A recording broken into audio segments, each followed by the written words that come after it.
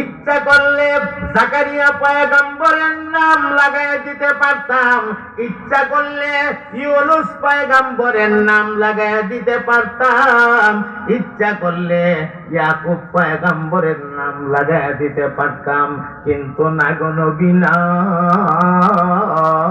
আজানের ভেতরে আমার নামের সাথে আপনার নাম লাগায় দিলাম।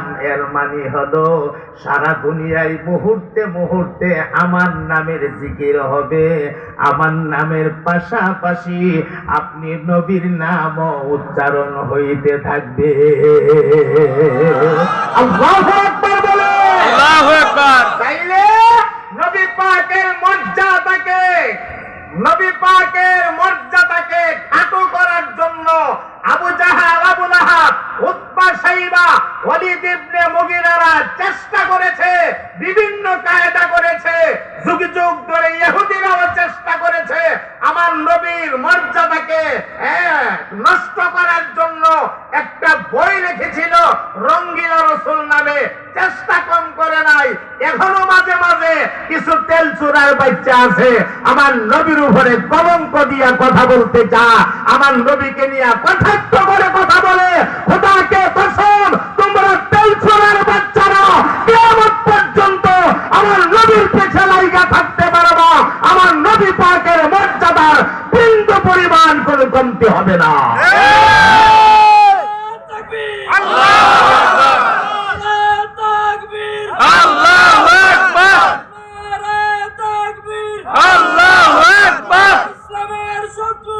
হুশিয়ার সাবধান, ইসলামের শত্রুরা হুশিয়ার সাবধান।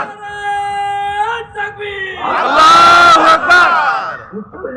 মাথা নষ্ট দল, কে দল? মাথা নষ্ট। ইতানের সংখ্যা বেশি না, খুব কম। মাঝে মাঝে একবার একটা কোনার থেকে বাইশা ওঠে, রসুল কিনে বিভিন্ন সময় বিভিন্ন রকমের কথা কয়। তোমরা এই কথায় আমরা নবীর সম্মানের কোনো কিছু আসবেও না, যাবেও না। কথা বলেন ঠিক কিনা? আমরা শ্রেষ্ঠ নবীর উম্মত।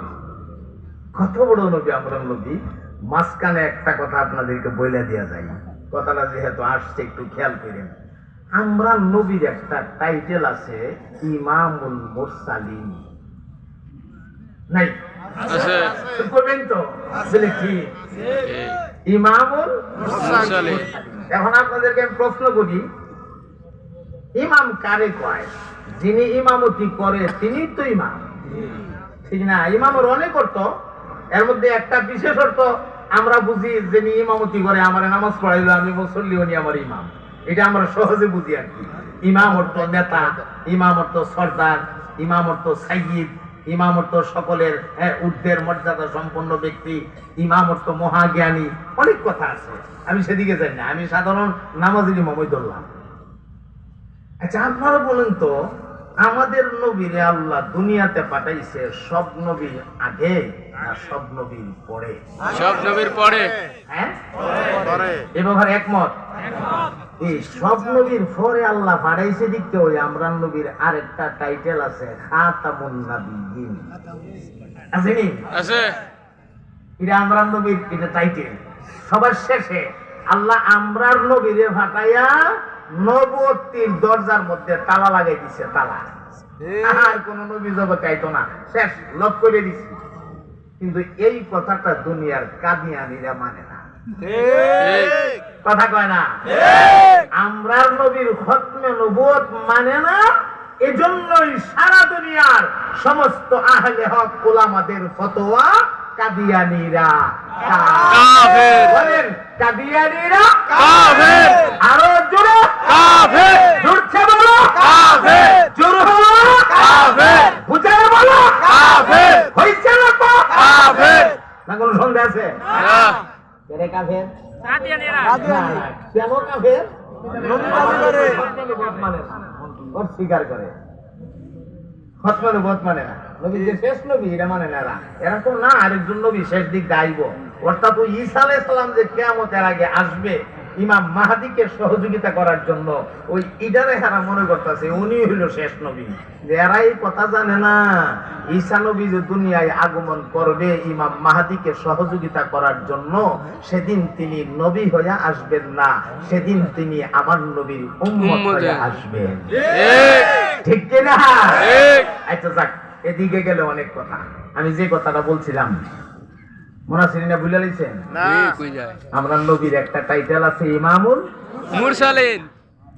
আইলো দুনিয়াতে সবাই পরে, আর সব নবীরা আমার নবীর আগে দুনিয়ার আয়া বিদায় নিয়ে চলে গেল। তাইলে আমার নবী ইমামুল মুরসালিন কেমনে হইল? এর আর ইমামতি কই করলো, কেমনি ইমাম হইল? এটা বুঝন দরকার আছে নি? আছে। এটা খুব সহজে বুঝাই এলাই। আপনারা আমাদের নবীর মেরাজ বিশ্বাস করেন? কিছু মানুষ আছে সামান্য, এরা হইল যুক্তিবাদী। এরার কথা হইল আরে বাপরে বাপ,